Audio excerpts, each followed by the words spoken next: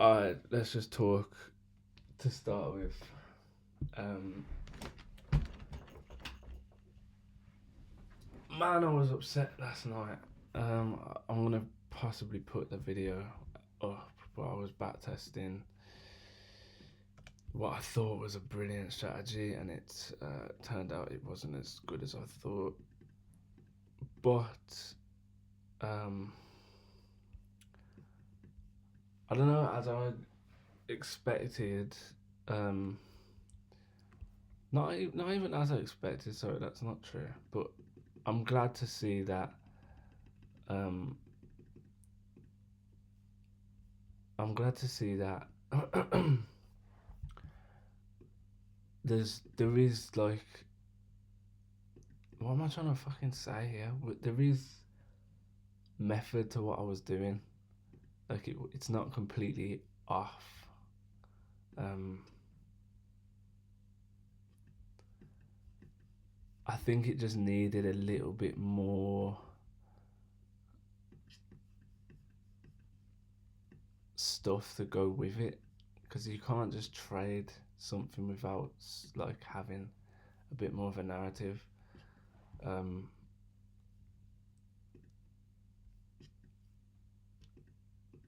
so yeah, it's been a tough day yesterday, but it's like getting back into it. I'm feeling a bit more confident. Uh,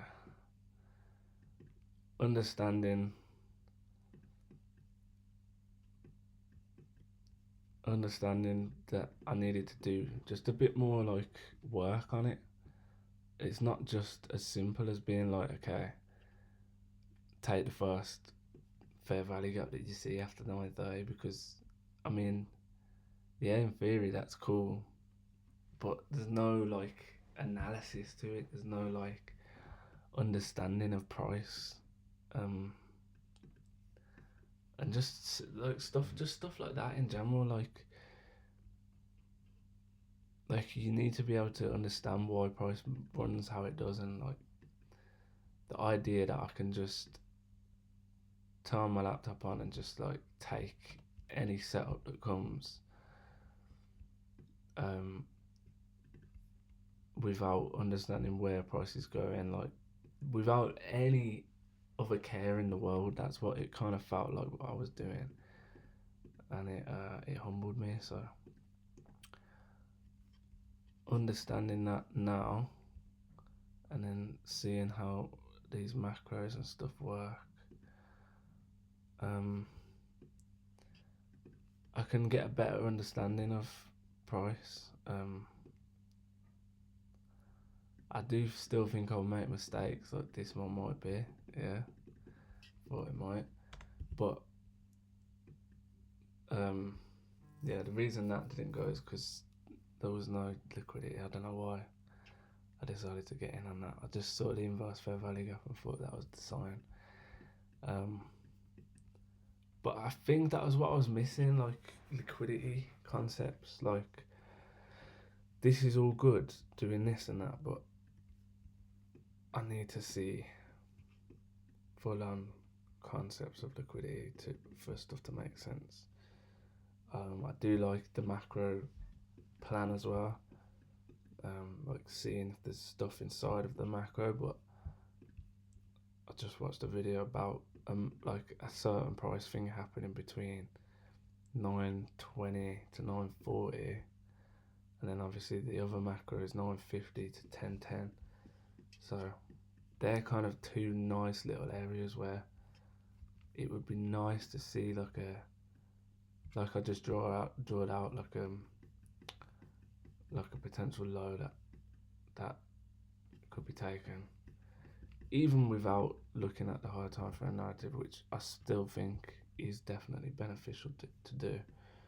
Um, but yeah, so I'm gonna try and backtest. Not fully backtest it at the moment, but just like put a theory in place um, that makes sense, that then I could go, okay, this is what I'm looking for, and like then seeing the results from that. So like first of all, we look for that. Nothing really poking out at me there. So then we'll just wait and see what the 1 minute brings. We have got a consolidation here, which the guy in the video was saying, like, if you can see a consolidation before 9:20, it's going to be good, because that's often what gets taken. So I want to zoom back out and see where we're headed to now. We've just tapped into an order block. We closed past the fair value gap, but we've respected a tiny little order block. Don't kind of not liking this yet. Let's see what 9:30 brings. Nothing too exciting. Let's see what the macro 950 macro brings. If we could take this high and then make a fair value gap coming back down, then I might quite like that. If not, then we don't take it.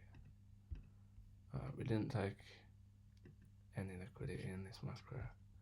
Oh, this was not New York time. I was not trading the right time. Fucking hell. Somehow I caught a trade on the other one. Oh, jeez. What time did I take that then? I took that in the London session. Did I? Where's that trade gone? Fuck knows. Oh, I was trading the complete wrong times. Okay, let's go again.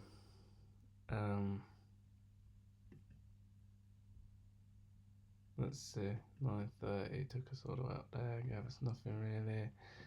10:10 gave us nothing. Kind of inverse this fair value gap, but probably is not like the best little setup. I don't know.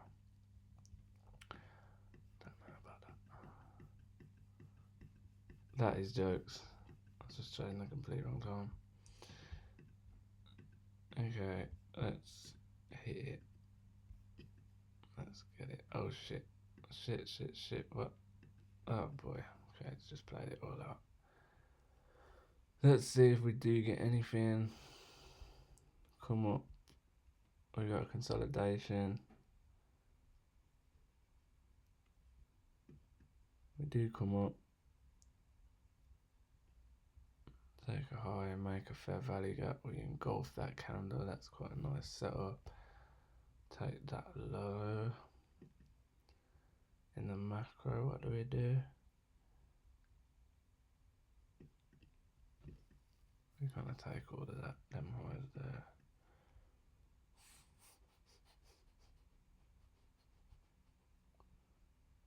So really just before the macro was a nice move, taking that liquidity, inverting this fair value up there, then your entry could be there, like inside the macro, run it till 10:10, taking that high out. Yeah, I think that was something I learned just today, actually, like looking at it this morning. It's not that the macro has to do the same thing every time. It's like what happens around that time, like what's happening near that time. Okay, so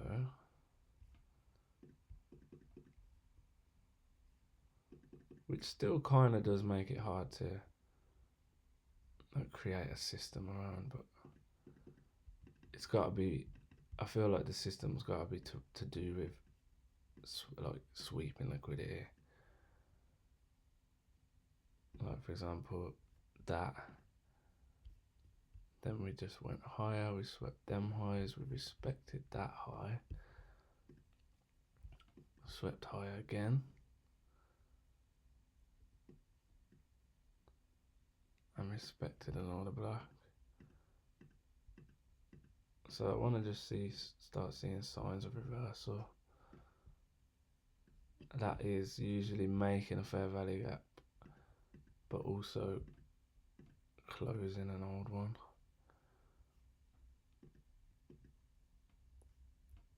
Alright, it might be too late to get in that now. It's not really giving me much.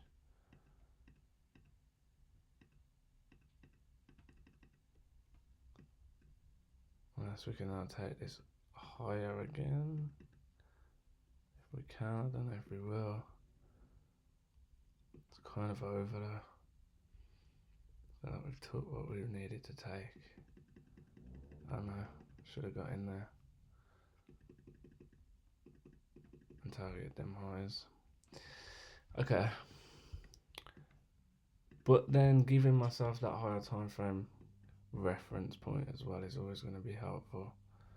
Like we swept some lows that lead into that. Like if I would have seen that, then I would have possibly been in on that a bit more actively, knowing that them lows and then tapping into it order block potentially would have been in either there or there, and then try and ride it up.